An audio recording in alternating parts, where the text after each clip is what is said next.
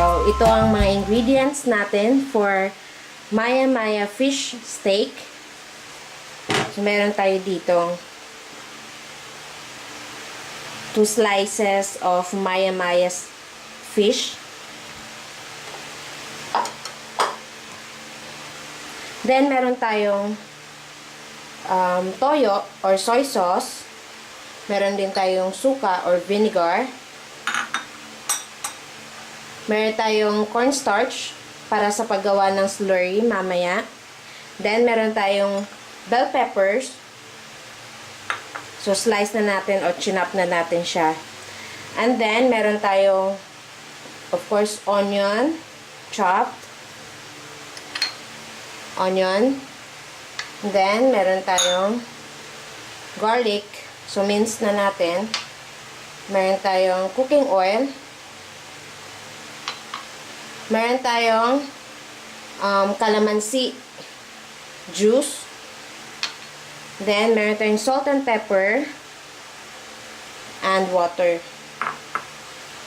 Gagawin natin is i-marinate natin ang Maya Maya fish natin with calamansi juice, salt, and pepper. So, ang purpose nito sa pag-marinate para mawala yung langsa ng fish natin. So, lagyan lang natin siyang ganon.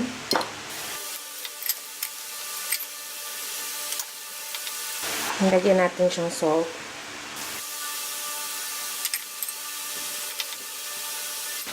Then, yung paminta.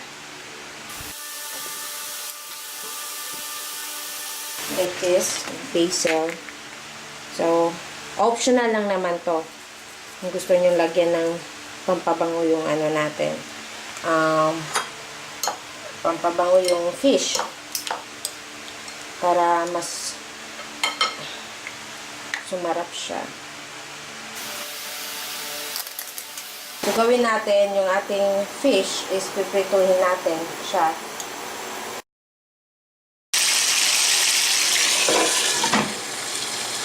Yung fry natin yung Maya Maya fish natin. Set aside natin siya. I-drain natin siya kung meron tayong paper towel or yes, paper kitchen towel or tissue. Lagay natin siya doon. So, ang gagawin na natin is yung sauce ng fish natin. So, first, cooking oil. Then, yung ating garlic and onion. Sautay lang natin sila. Bell pepper natin. Next natin siya.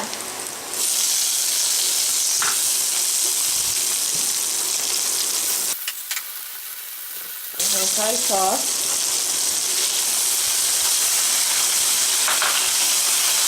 Vinegar.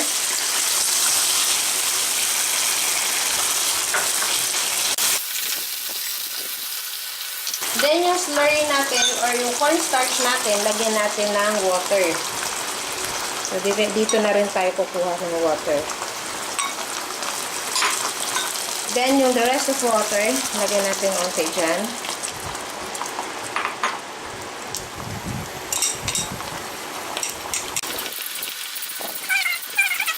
So, lagyan muna natin ng salt. Konting salt lang. And pepper. Mix. Then, lagay natin yung slurry na natin.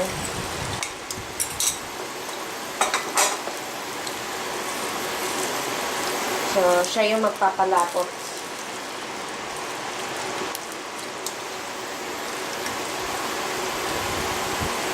Ng ating sauce.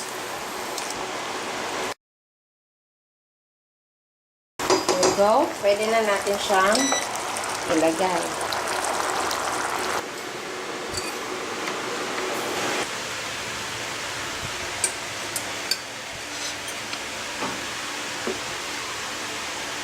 Then, yung sauce natin.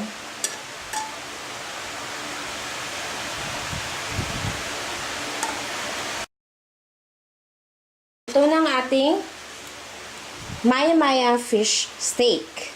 Enjoy, guys!